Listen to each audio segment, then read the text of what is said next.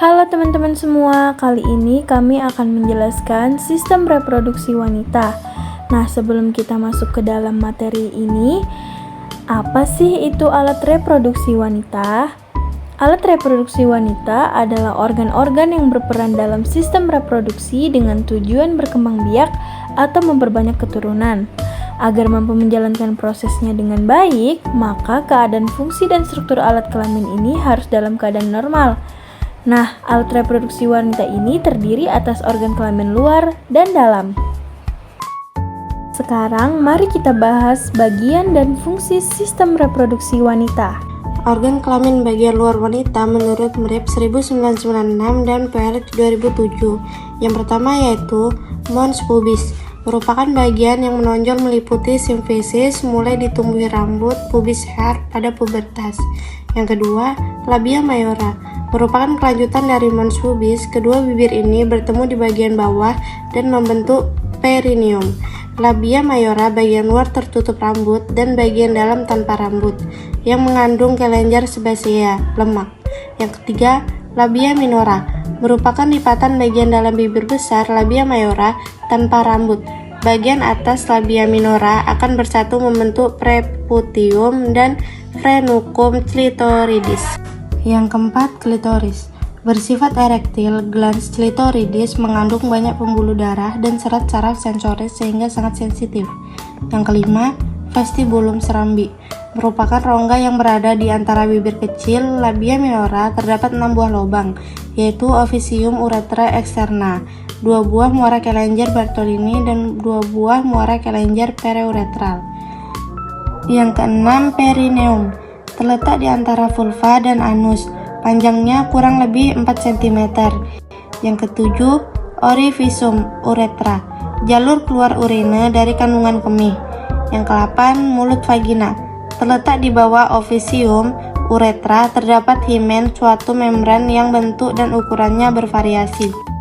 Adapun alat-alat reproduksi wanita terdiri atas ovarium, tuba fallopi, uterus, cervix, dan vagina.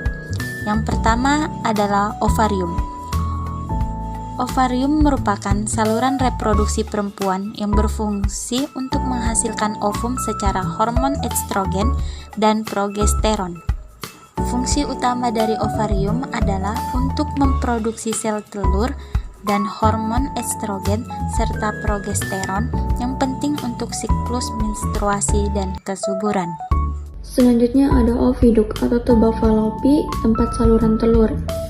Jumlahnya sepasang kanan dan kiri, berfungsi untuk menangkap ovum yang dilepaskan saat ovulasi sebagai saluran spermatozoa, ovum dan hasil konsepsi, tempat terjadinya konsepsi dan tempat pertumbuhan perkembangan hasil konsepsi sampai mencapai bentuk blastula yang siap melakukan implantasi.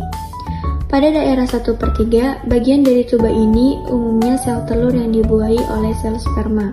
Selanjutnya, ada uterus atau rahim, berfungsi sebagai tempat berkembangnya janin setelah sel telur dibuahi oleh sel sperma. Selama kehamilan, volume uterus mampu berkembang hingga 500 kali. Dinding rahim atau endometrium berperan dalam pembentukan plasenta. Kemudian cervix merupakan struktur rahim bagian bawah yang menyempit dan membuka ke arah vagina. Selanjutnya ada vagina. Vagina adalah saluran yang menghubungkan lingkungan luar dengan rahim, sekaligus tempat mengalirnya darah menstruasi dan saluran keluarnya bayi. Vagina dilembabkan dan dilumasi oleh cairan yang berasal dari kapiler pada dinding vaginal dan sekresi dari kelenjar-kelenjar serviks. Perlu diulang kembali, jadi alat-alat reproduksi wanita itu terdiri dari 5, yaitu ovarium, tuba fallopi, uterus, serviks, dan vagina. Setelah kita mempelajari keseluruhan dari materi ini, dapat disimpulkan sistem reproduksi adalah suatu rangkaian dan interaksi organ dan zat dalam organisme yang dipergunakan untuk berkembang biak. Sistem reproduksi pada pria terdiri dari bagian utama yaitu testis yang merupakan tempat pembentukan sperma dan penis. Sedangkan pada reproduksi wanita memiliki vagina dan ovarium untuk menghasilkan ovum. Kematangan sel telur atau ovum ditandai pada usia antara 13 sampai 16 tahun. Apabila terjadi pertemuan sel sperma dan sel ovum, akan terjadi kehamilan yang akan berkembang menjadi janin. Nah, teman-teman, berakhir sudah penyampaian materi ini dari kelompok kami. Semoga apa yang kami sampaikan dalam video ini dapat bermanfaat bagi kita semua.